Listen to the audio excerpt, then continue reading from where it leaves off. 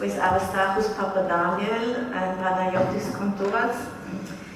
They came from Athens to Vienna, and we showed only 5 minutes of a short film they have released in 2023, but I was not able to show it because I show only one documentary at my festival.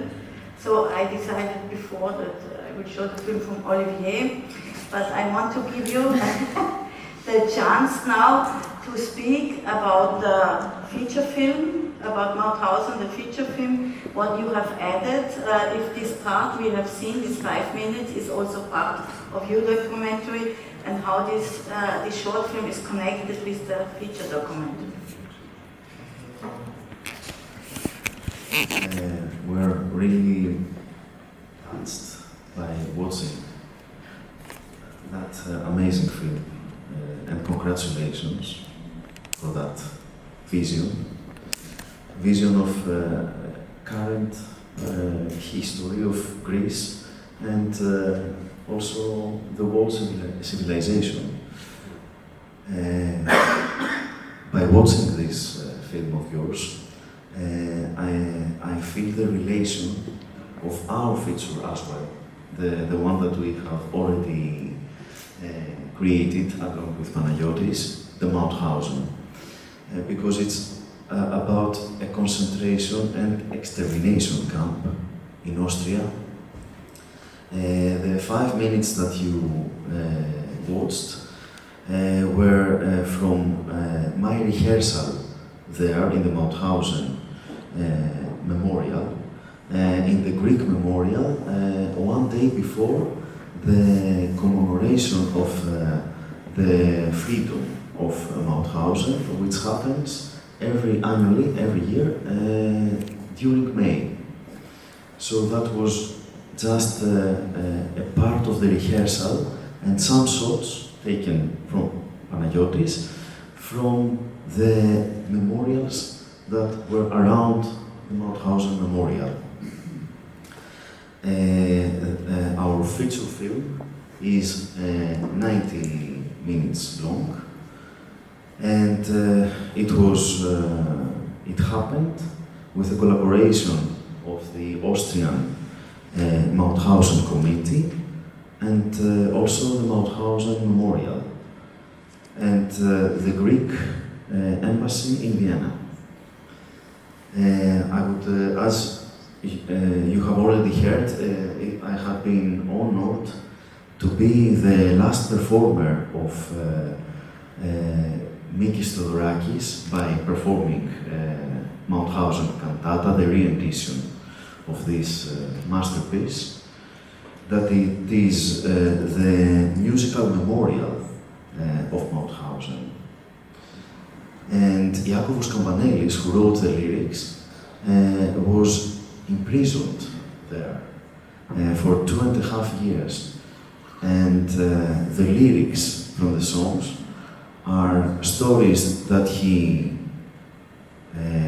saw happening, or his story, and actually his love story with Yanina, a young girl prisoner that they met after the freedom of the camp, and they love each other 3 months after the freedom of that. Panagiotis, do you want to say something? Actually, there are so many things to say about the project called Mauthausen. You saw only a short version of this, just a little part from the film, as Aristarchos said, a little part from the rehearsals before the day before the concert at Memorial Day. However, I strongly feel the need to thank you, Sigrun, for giving us the great chance to be here, attending the festival and sharing this work, and Olivier for this strong and so powerful film. I was really touched by your cinematic language, the way you portrayed this, let me say, disgusting part of this disgusting chapter of Greek history. Really, thank you for sharing this film. And while watching your film, the feelings the emotions I felt. Aristarchos were quite similar with the first time, the day one, we were filming Mauthausen and attended our location, our main location, I mean Mauthausen concentration camp, and realized with our own eyes, for me, personally speaking, it was my first experience in a concentration camp. So I felt the same things about what the human being, the human nature is able to do. And it felt the same for me while watching your film, and thank you for that. Thank you for that.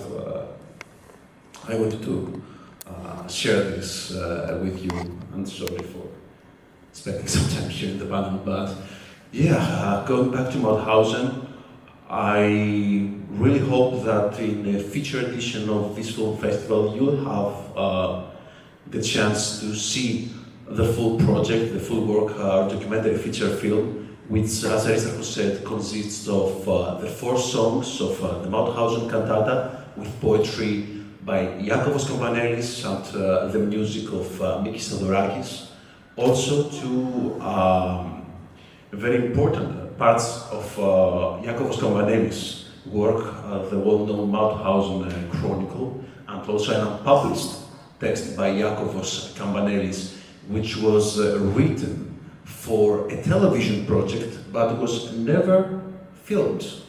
And somehow we were privileged, lucky, I don't know which is the correct word, we were privileged, let's say, to portray this, his vision, to make it real so many years after his death and the day he wrote this unpublished text. Our experience there was so strong in many ways, but we're so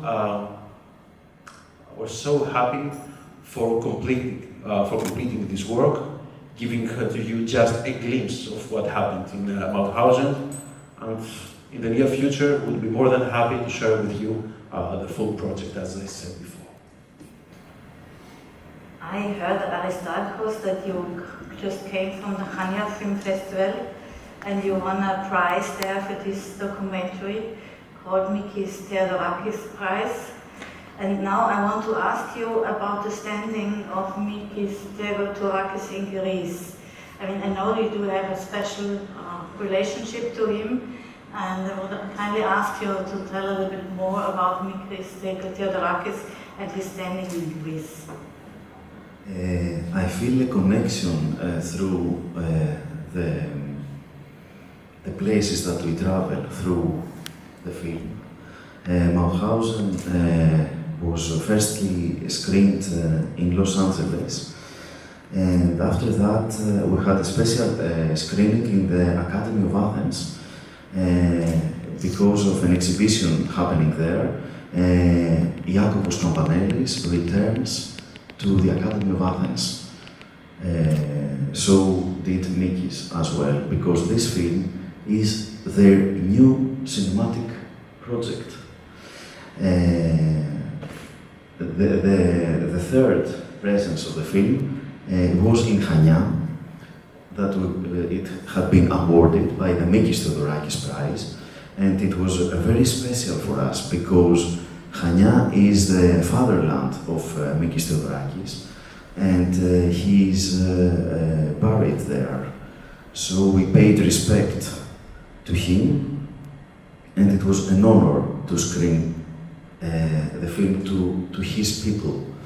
Actually, in the screening, honored us the daughter, Anna Aspasia Theodorakis, the daughter of his brother, Yannis Theodorakis, and also the daughter and the son, the daughter of Charalambos Vidakis, who was the last remaining survivor of Mauthausen, coming from Chania. He He died this year, 2023, at the age of 101 years old. And so the screening was dedicated to his memory. And also another son, the son of a survivor that came to Mauthausen along with Mikis Theodorakis in 1995 to celebrate in the Mauthausen Memorial the 50 years from the liberation. And after this special screening, we are here in Vienna, where another great grave is. It's the grave of Beethoven. Beethoven is the artistic father of Mikis Theodorakis. When he heard his symphony at the age of 12, he realized that he would become a musician as well. So Mikis says, go here and talk about me. They will ask you. So you realize that for us it's a special occasion, this call. Thank you for that. The Art, Visuals and Poetry Film Festival. And we are looking forward to screen the whole feature film here.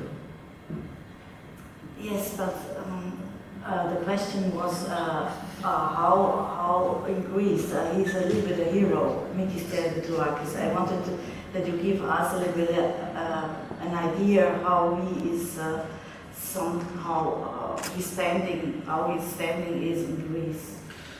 When we lost Mikis Theodorakis, everyone in Greece thought that lost a father. It's a father figure for us. He is the greatest composer and the one that taught the Greek people to sing poetry and not only lyrics.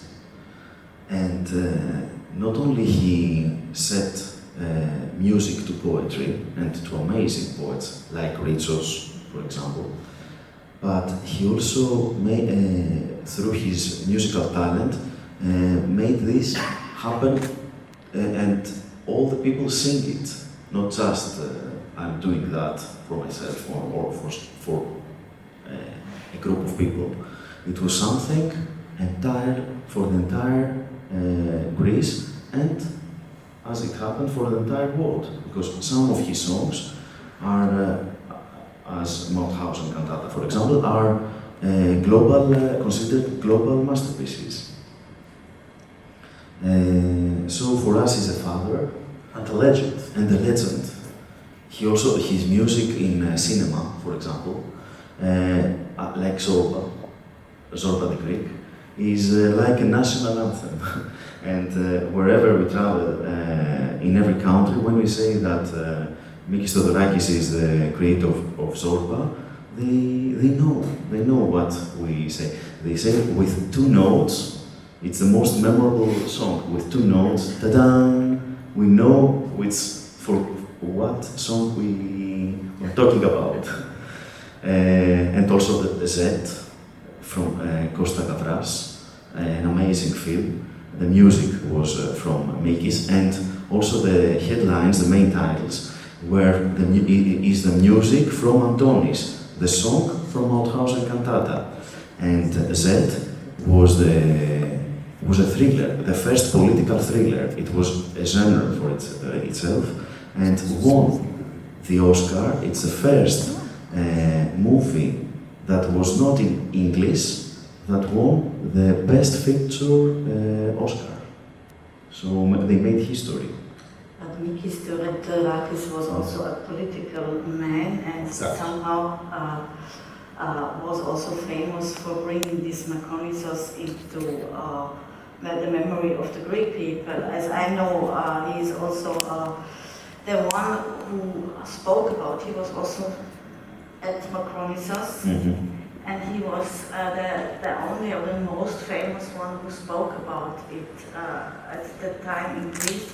And So I'm more interested in his political work, because he was very political, and for me he is a key person, because he connects, of course, your film with your film, Olivier, because both and I just was more interested how he's seen politically, and that was a little bit my question. And I think you have prepared something about Theodorakis. I have to inform you that Mikis Theodorakis was in Macronissos, along with all those people that the documentary presented. And I spoke with Anastasia Vulgari, who was a collaborator of Mikis Theodorakis, and I asked her to give us a note and to share it with you. So I will read it to you. The author and poet Anastasia Vulgari has been collaborator of Mikis Theodorakis, for whom Mikis Theodorakis wrote that in her he found a valuable partner and expounder of his writing work and his ideas. Anastasia has watched online the documentary Like Stone Lions at the Gateway into Night by Olivier Zuchuat and sends her greetings and congratulations to the filmmakers and to the participants of the documentaries, as well as to the organizers of the Art and Visuals Poetry Film Festival, Vienna. She wishes everyone success. Anastasia Vulgari, with this note that I am reading, brings us an important, although unknown, information about the great composer and conveys to us a few words of Mikis Theodorakis about his experience as a detainee on Macronissos, this island of exile.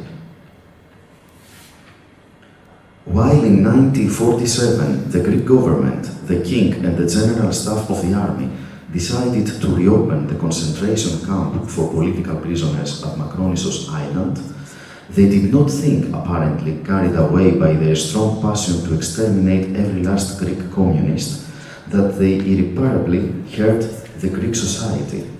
Macronissos is a permanent trauma, and this trauma is still bleeding. Mikis Theodorakis was deported to Macronissos 2 times, the first in 1948 and the second in 1949, during the fiercest period of the Greek Civil War.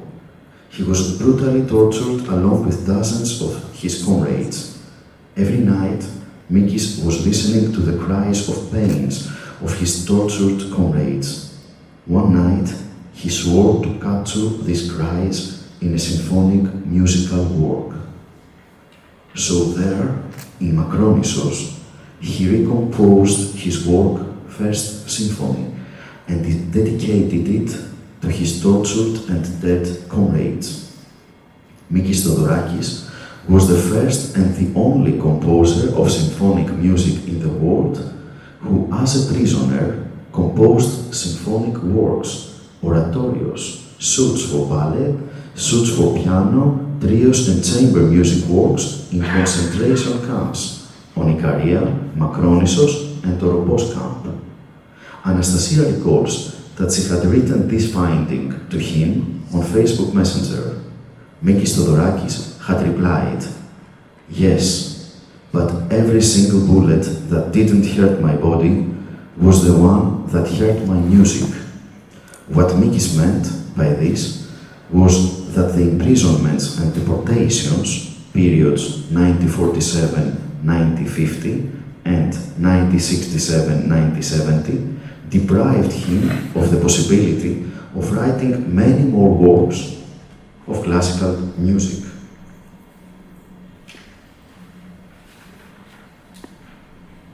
He used to say, "I will die with a sea of music inside me that I did not have time to write down on the score."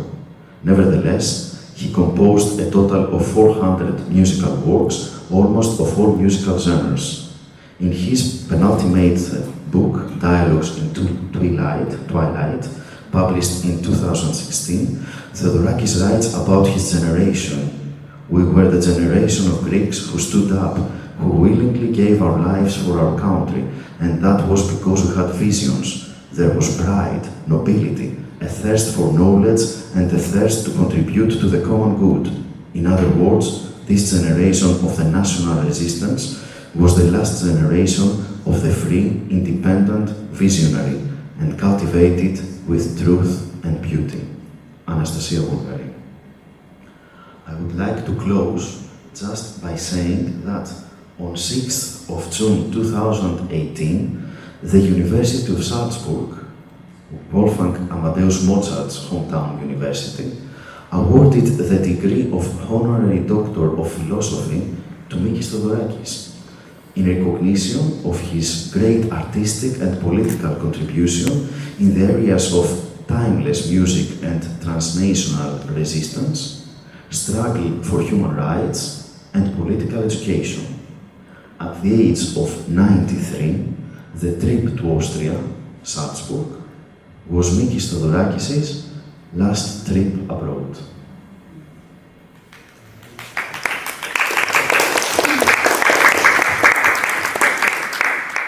Thank you, Aristarchos. I now would like to hand over to Elisabeth. She will give us a small overview. We need a microphone, yeah?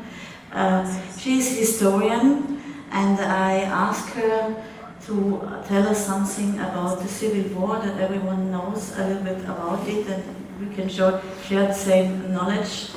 And we talked a lot before we meet now, and I just hand it over to her, and she will give you some ideas what happened. Thanks.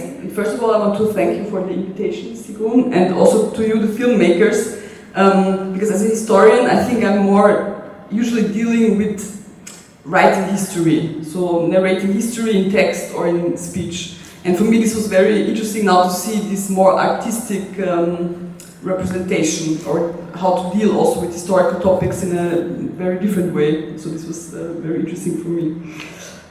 Yes, now to my task to give an overview on the Greek Civil War. Not such an easy task, but I tried to do it. So in one sentence, the Greek Civil War took place between 1946 and 1949, between the left wing and the right wing. And in 1949, the left was defeated, which had decade-long consequences for Greek society. But still, this conflict does not start, obviously, in 1946, but has a prehistory that I think is very important to understand what actually happened then during the Civil War. So already in the interwar period, and this is not specific to Greece only, but this is a European issue, the political conflict between the left and the right, or you could also say between democratic Republican forces and on the other side fascist authoritarian forces, intensify. And this already in the 1930s leads to several civil wars on the European continent. So we have the short Civil War of Austria in 1934, for example, but also the much more known Spanish Civil War between 1936 and 1939. In Greece, the democratic republic is abolished in 1936, also by a coup d'etat from above, and the authoritarian regime is established under Ioannis Metaxas. And already during this time, the leftist opposition is persecuted in Greece. Things change when in spring 1941, Nazi Germany attacks Greece, and then in the subsequent 3 years, Greece is occupied by Nazi Germany, by Italy, and by Bulgarian troops also. This time is characterized by very brutal occupation policy. So there's on the one hand economic exploitation of the population, also brutal massacres against the civilians, and the deportation of the Greek Jews. In this context, a strong leftist resistance movement develops, which is called EAM, the National Liberation Front, and also its military wing, ELAS, dominated by the Greek Communist Party. And they managed to liberate large parts of central and northern Greece. Also, we have some smaller conservative resistance groups to complicate the matter, and finally, there's also a collaborationist government. So some Greeks also collaborate with the Nazis, and what is kind of infamous also are the so-called security battalions, which are Greek collaborators who participate in the massacres against civilians and leftist resistance. So what we see is that in interconnection with the occupation by the Nazis, also domestic conflicts within Greece intensified during this period. And in autumn of 1944, the Wehrmacht leaves. Italy already had capitulated in September 1943. And in this immediate post-war period, there are different ideas what should happen to Greece. So the left wants a socialist republic, and the right wants a return of the monarchy. And obviously, they want to deter that any communists get into power, although they were very important in liberating Greece from Nazi occupation. So armed confrontations continue in the years in the late 1944 and 1945. And also then this conflict, this domestic Greek conflict, has a bigger geopolitical dimension, because also on an international level, the anti-fascist alliance between the Western powers and the Soviet Union collapses, and instead there's a new competition and the start of the Cold War. And the West has an interest in Greece, and there's also a deal among the Allied powers that Greece belongs to the West, belongs to the sphere of influence of the West. And during these armed confrontations and some attempts at compromise fail, in spring 1946, the civil war starts. The civil war takes 3 years, it's very bloody, very brutal also. The combatants are on the one side the Greek Democratic Army, which is basically the former leftist resistance fighters led by the Communist Party, and on the other, and the left is supported by Yugoslavia and Albania mostly. And then on the other side, we have the conservative government forces, supported also by these right-wing paramilitary collaborators, and Great Britain, and from 1947 the US. The war ends in autumn 1949 with the defeat of the left. And what also makes this kind of so tragic is the long legacy, let's say, of the civil war. Because the left, in 1949, there's a kind of, it's often called repressive parliamentarism, so it's kind of a democratic state. There are elections, but the Communist Party remains outlawed, and leftists are still persecuted and discriminated against. So also what we saw in the Macronissos movie, Macronissos is not closed in 1949, but it remains for some time as a kind of military prison.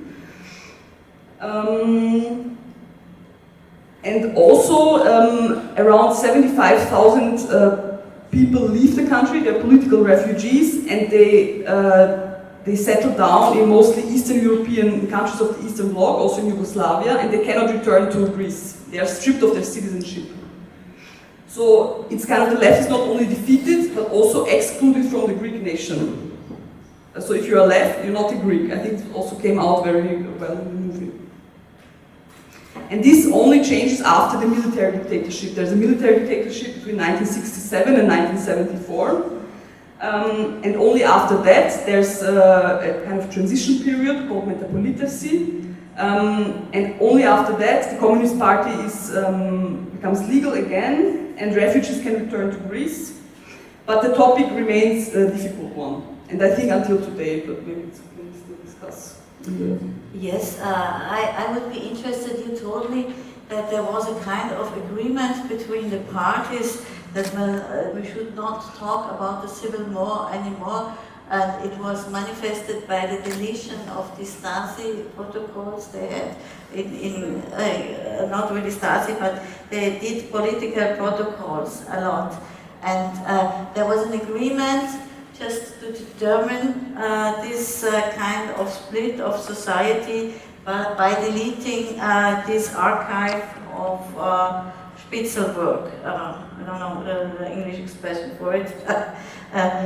Secret service work on how the political opinion of a person was, and there were quite a lot of things. Maybe you can talk about this too, because this could be also a key point because I did not get any support from the embassy. And I think it has, Olivier also did not get any support to make this film. So there is an ongoing string of suppression. And maybe you start also with this historical fact, because when was it? I found it very interesting. Okay, this was what you're talking about was in 1989, but I think it's an attempt to kind of forget what happened, to kind of forget the past. So already since the 1930s, the Greek state started to collect information on the population. So these surveillance files were collected all the way through 1930s, 1940s, during and after the Civil War. And in 1989, kind of a, let's say, all-party coalition, so the Conservatives, the Social Democrats, and also the Communists agreed that all these files will be destroyed. Only some kind of famous, like for example, I think the file of Theodorakis was definitely kept, but in general, these files were destroyed. There's even a video, it's on YouTube also, and you can see a small group of historians demonstrating against the destruction of historical evidence. But the idea was that kind of now we start again. We don't discuss about the past anymore, and these files were burned in 1989. But I mean, since then also many things happened. No, there was a. Can I say something on that? No. Okay. Yes, thank you for this that you are telling. But as I was discussing this issue before with my friend Tassos Livaditis, he is there, and we were speaking and we were telling that also I think that one reason that they destroyed these files was because having called this file